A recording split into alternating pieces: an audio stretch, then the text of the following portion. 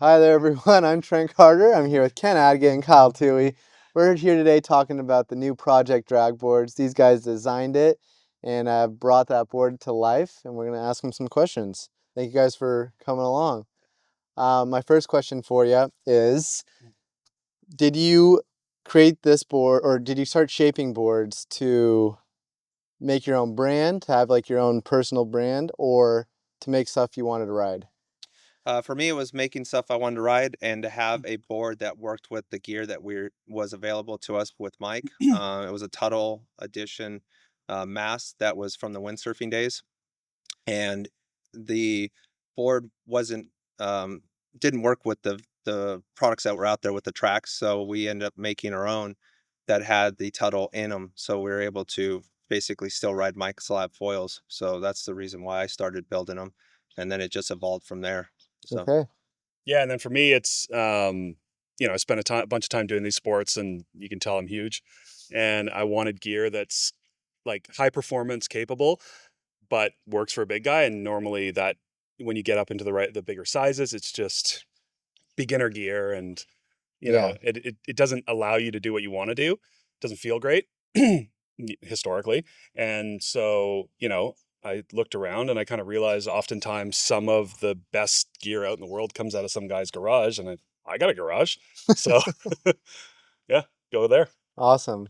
How's the shape of your boards? You kind of said that the initial board was because the foils didn't work then, but has the shape continued to evolve as foils have really started to change in the last couple of years? Yeah, the discipline, obviously we got better. We figured out the whole flat bottom, squared out outline, just to basically the whole theory in the very beginning was to just get you on foil and Hmm. make it as easy as possible to get from knees to standing. And those were very basic, squared out, three fin race board kind of style boards as far as shaping. And then as we got better, it was instantly we wanted to go as small as we could. And then as we get older and and our bodies aren't as they used to be when they were younger, you want something that's a little easier to get up, and you appreciate the fact that it'll be easier to get on foil with a bigger board versus that smaller board. Hmm. So Yeah, and I think it was sort of like I came from kite racing too, and it was sort of starting with um, everything was high speed, and so at high speed, everyone thought the gear was like hard to ride, and it was actually just the opposite. It's that it needed to be very easy to ride and very easy to handle sketchy situations, Hmm. so that you could go fast. And then I also kind of did a bunch of wave stuff too and kiting, and it kind of blended together. And it was sort of, we started with this idea of like, I think it was all about the high, when you're going fast, or what is the gear that can allow you to do your thing without getting in the way Hmm. and being difficult to ride. And yeah, at the start it was okay, that's the only focus. And then who cares how you get up? Yeah. Like you just work harder to get on foil, we'll figure it out. And then we're like, well, maybe that actually does Yeah. matter. We're getting older, we're getting, and then especially with parawing coming in, it's you need something that gets on foil easy. Hmm. So it's kind of adding in some of those elements to make that sort of balanced well. Awesome. Yeah. I have to add on, we were kind of talking about this yesterday, but the way these boards touch down at high speed is like nothing else I've ever tried. Like usually if you touch down with a board, you're going over the handlebars, right? yeah. And so these kind of from what it sounds like your background in the high performance racing stuff, like you literally can bury the rail on a turn or just come down and then you're just getting popped right out of it, super stable at high speeds. Or I've never experienced that before. So that was Yeah. really impressive, really Yeah. fun. The Tuttle definitely helps that situation on the flat touchdowns, and then the rail touchdowns. The idea is to have enough angle on the bottom shape and deflections that when you do touchdown, all angles work very well on the rebound side of it. So we've found over the years that a nice curvature outline of the board on top of a good amount of rocker, and then obviously having some good deflections on the side of the rails. Kind of that combination is a kind of a magic combination that is hard to figure out, but over 100 and builds between the two of us, we're getting close, and I think it could obviously be better. Who knows? But Hmm. for right now, we're extremely happy with the design. Awesome. Yeah, and I think a big part of what we've both talked about in our design too is not just like it touches down well, but being very deliberate about how and where it touches down. And so one of the constraints of like historically having a Tuttle was you couldn't move your mast. So if you built a board and that's where your mast was, you learned a lot because you got it wrong. And so you couldn't just kind of shift it and sort of fudge the answers. And so, that was really helpful. Plus just being very deliberate. It's like, if you're in this type of turn, what part of the board is going to touch at what angle? And just, kind of thinking it through and feeling it too. You want it to touch down like this. You want it to touch down in a bottom turn a certain way. You want it to touch down in a top turn. And honestly, I don't even try to not touch down when I ride. It's not a consideration. Yeah. And that's kind of something I want. Like I want the most intense and most interesting moment of the ride is like your bottom turn, top turn, whatever, your most aggressive turn. And I want that to be where the board works really well. And then we're like, okay, we conceded that it also needs to get up on foil well. Yeah.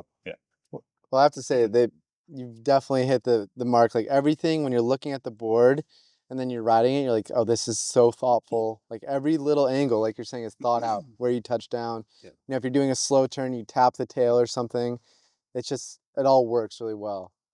Ken, you said something earlier. You said that you worked on the rocker a lot, and I think compared to a lot of other boards, this board has a pretty consistent rocker outline all the way through. Can you guys talk us through why you did that, made that decision? I mean, for me, it was all about getting the angle of the rake angle correct. So that was a big portion. So that when the rocker comes back, you're angling the Tuttle at a certain angle, which is even with the bottom rocker of the board. So that was the biggest thought process of that, is to have a continuous rocker. And then I come from wakeboarding side, and you kind of see the different shapes of the different sports that we've done, and the rockers I found were really good at touching down and kind of rebounding. And I felt the flatter boards, just visually and riding like a 3-fin race board, they like to skip, but they also don't like to rebound off the water very well. They stuck down. They kind of suck down. So I kind of took just all the different thoughts of what works and what doesn't, and kind of started doing my own thing. And it was, a lot of people looked at my boards and like, oh man, it looks like a big banana. And I mean, there wasn't any good feedback besides me and Johnny just going, I think we're on the right path. Yeah. And when we were talking over, and obviously feeling the boards underneath your feet is the ultimate feedback. Who cares really what they look like, as long as they perform well. So Awesome.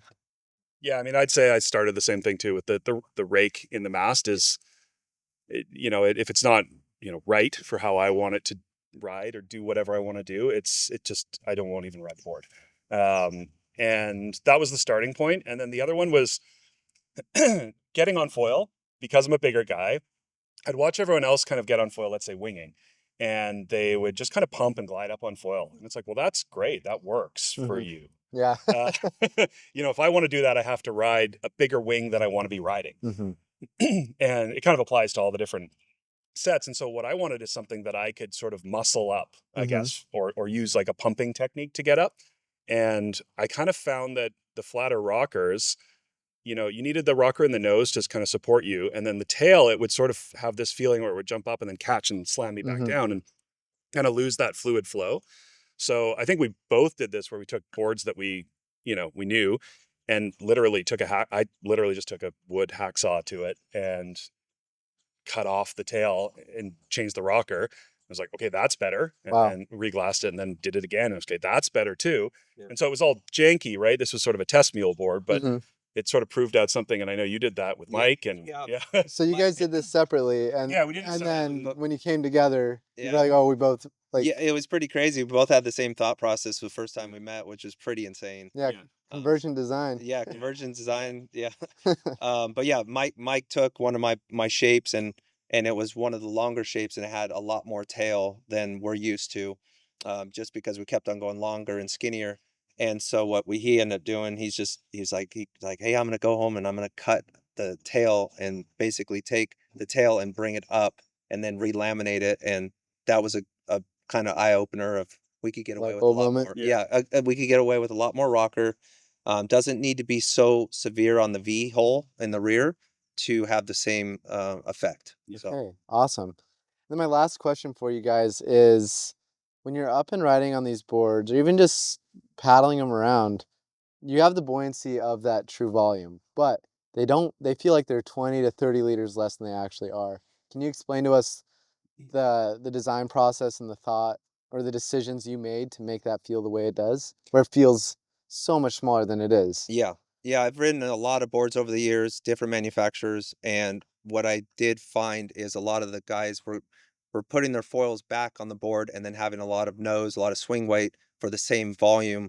And I was thinking, well, if we could get away with standing in the center of the board and not having any crazy hindrance as far as getting up and being balanced on the board, getting from knees to standing, then how magic would that be to be in the middle of the board, have a short nose, have a decent amount of tail, but if the tail's working with you Yeah. while you're riding, then you get the full package. You get a board that feels small, and then you also have a board that'll float you and keep you on foil to get up in those lighter conditions. So Awesome. Yeah, I mean, if I were to put it down to one word, it's balance. Um, the just because we have these newer adjustable tuttles, but throughout our design process, we didn't. This is a relatively new thing that Michael's created for us, and so we had to have it right, and we learned when it was wrong, and it was punishing when it was wrong. Mm-hmm. And so that, I think making mistakes is the best way to do anything, Yeah. and iterate on it. And so, yeah, we spent a lot of time with the balance and the weight balance and the volume balance and where you are balanced relative to your foil. So your position balance. In the software, we can kind of calculate from there. We can then go and test it. We can run it by, like, Johnny and Ken and I all use basically the exact same position now, which is crazy that Yeah. like we're two Complete. ends of Yeah. the spectrum, Yeah. and it's just perfectly balanced. Awesome. That's so cool. Yeah. And I think it's really cool to think about, the whole industry was on tracks and you guys were on tuttles. So you had this enormous constraint on you, but that constraint actually Yeah. forced you guys to make like the best boards because you had no other option, right? Like you can't just shift your mass forward or back to get away with it yeah, with a board. Like you have to make the board work so well. Yeah. And now you have this product. And then you're finally adjustable. So it's like yeah, Yeah. yeah, now you get like just a cherry on top. So you have a great board that works. yeah, Yeah. for sure. Yeah, I mean, as far as the tuttle, finding the right position of the board, it makes it easier for the end user, which is nice because when we were selling it, or when I was basically making a shape for a Mike's Lab rider, we know that it was perfectly, they just plug and play. They don't have to think about it. All they have to do is go out and have fun Mm-hmm. and just focus on their riding. And that is a really cool feeling that you could give to a person when you hand them a setup and say, you don't need to think about anything, just go ride. Yeah. So that is pretty cool with a set location and a foil that that's properly set up for that board. So that was one thing too, that it would be nice to build a board for the foil. But now that we have the adjustable tuttle, you could build it for multiple foils, which is nice. Yeah. Awesome. Yeah, and it's funny now that we have the option to adjust. It seems like it's like, well, if I throw my slingshot mast in there, I change the front wing, and it's still the same spot. Right. It all works out, and so I don't really need to adjust it. If anything, all I'm adjusting is maybe rake angle between winging and parawinging. Mm-hmm. But even that is not necessary to do. That's fine tuning. Yeah. Yeah. Awesome. Well, thank you guys very much. Yeah. Thank you.